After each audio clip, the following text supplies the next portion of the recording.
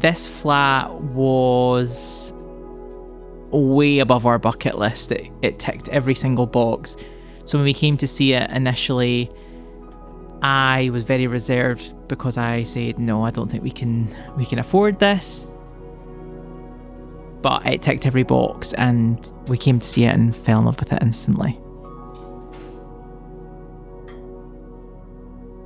My name's Kieran, and me and my partner Matthew have been living in this flat for 3 years. We live in a ground floor tenement flat, which is very traditional Glasgow style. There's a lot going on. Our style in the flat is quite eclectic. Maximalism would be the word that we would probably use. I think other people would say cluttered, but we do love it. So I'm from Dalkeith, which is just outside of Edinburgh. I then moved up to Aberdeen for uni and then went travelling and then went back to Edinburgh. When me and Matthew first met, so he's from Coatbridge, there was a running joke that he wasn't moving to Edinburgh and I wasn't moving to Coatbridge, so then we settled in Glasgow. The living room has definitely got a lot of impact and a lot of mood about it. That was the first room that we really injected colour into. And I remember when it first got painted, I phoned Matthew panicking because I was like, what have we done? Like, why have we painted the woodwork? It's very dark. But actually now when you're in it, it feels cosy and it's got a bit of a aura about it. It's just got this cosy vibe. Because the room is so big, the Victorians made these spaces to hold a lot of furniture in them, and we've definitely ran with that maximalism approach of putting a lot of furniture in it. The nice thing about the living room is the drama, but is also the coziness. You kind of feel cocooned and at home at it. We lived with the space quite sparse for, I would say, about 2 years, and then after the 2-year mark, we decided, okay, let's start decorating, let's start renovating, and that's when we really exploded our personality all over it.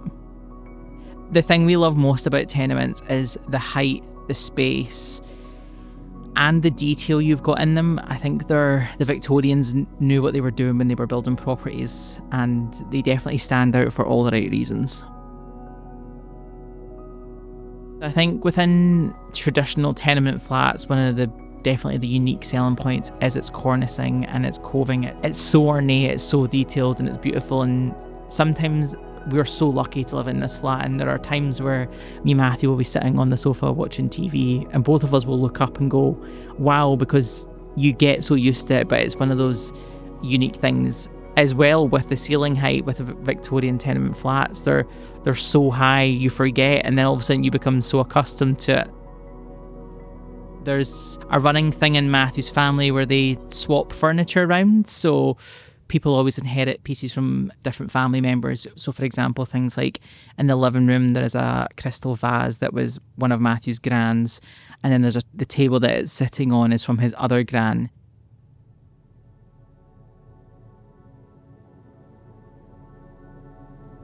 We always wanted a Persian rug in the living room, but they're obviously quite expensive. We were always looking at things like the Barras or bargain places, but again, way out of our budget.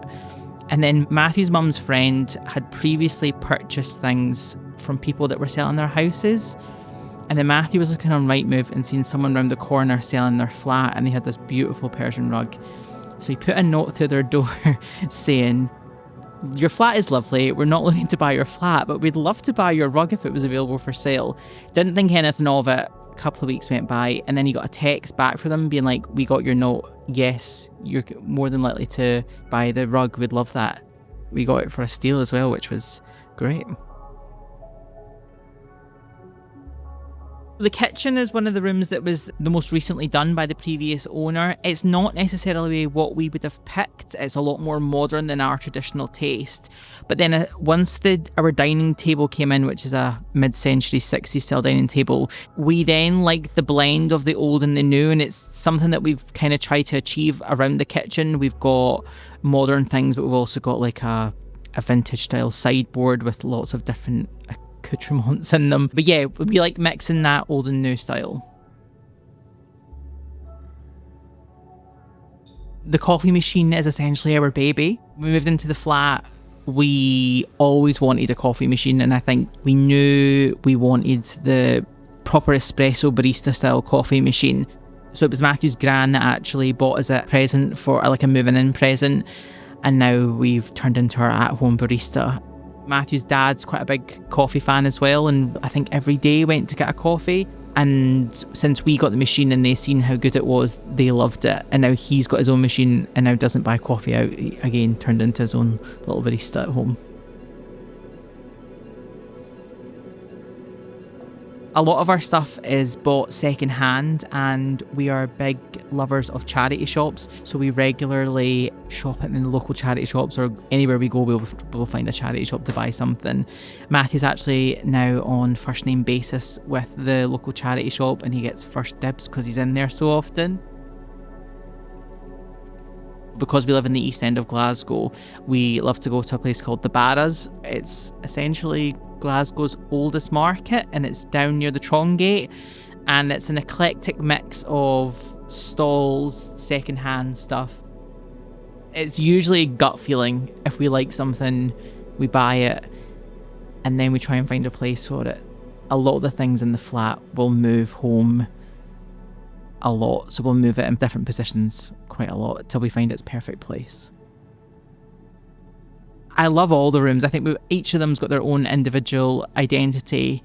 Right now, my favourite room is definitely the bathroom, because it's the one that we have put the most work into. We ripped it out and started again from scratch, and I think that's got our personality written all over it.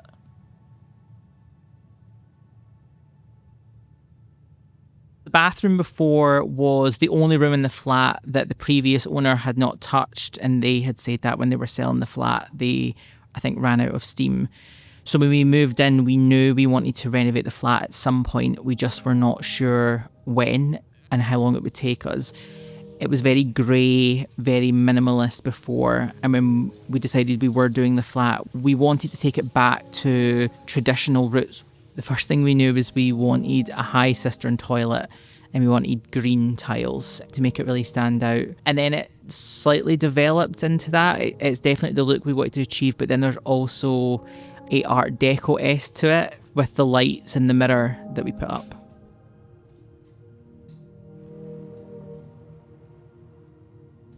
We love houseplants so much, and in fact, the big monstera that's in the living room, Matthew bought it on our second or third date, and it was tiny, and now it's huge. So yeah, we definitely love houseplants. I try and put as many plants as possible. I will, if there's a space, I'll find it and I'll utilise it. I love sitting in the garden, and I think that was one of the things that drew us to buying this flat. Was it's very rare to find a ground floor main door flat that has a front garden, so to have that space, especially in the summer when you're sitting having a glass of wine and the sun, is so lucky. We're so lucky to have it. And then yeah, the garden didn't have that many plants in it before. We definitely put our stamp on the garden as well, maximise that space.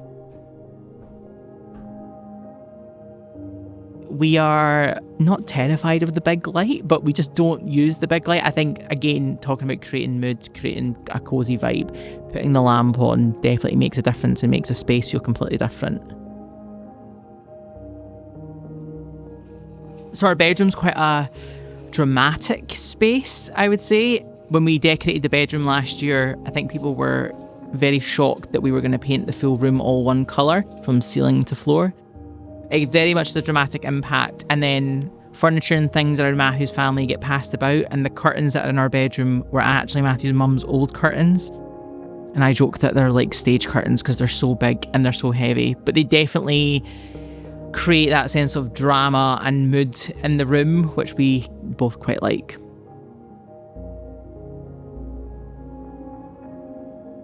When you inherit things from people, you add sentimental attachment to them, and Matthew, more so than me, has a lot of emotional attachment to the objects that are in the flat than I do.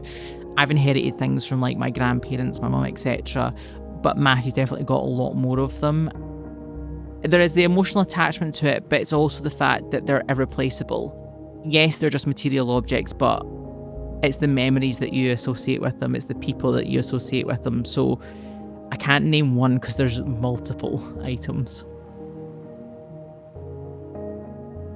We have a very maximalist approach to things.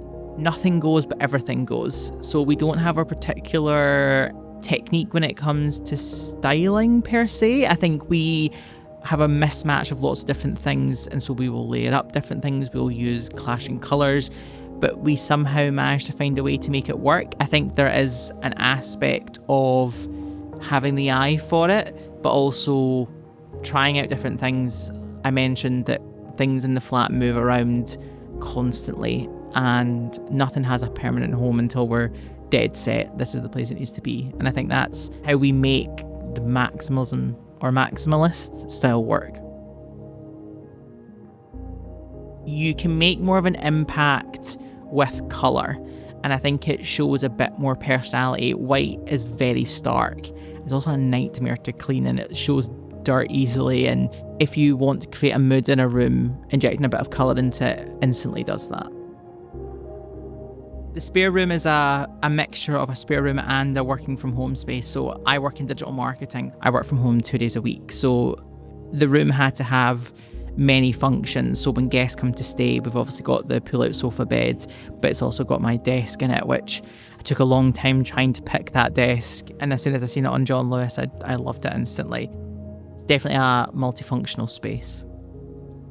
There's always going to be things you're like, shouldn't have done that. And my biggest takeaway would be live with this space, get the feel for it, and then decide, okay, this is the colour, or this is the pattern, or this is the space that needs to go in there. I do love being at home. I love being comfy in my own space. And I think because we've made a space that's so nice to relax in, you definitely enjoy coming home. And being away for 3 weeks in Japan, we had the best time. We loved it. But towards the end, we were like, I'm just so excited to get home.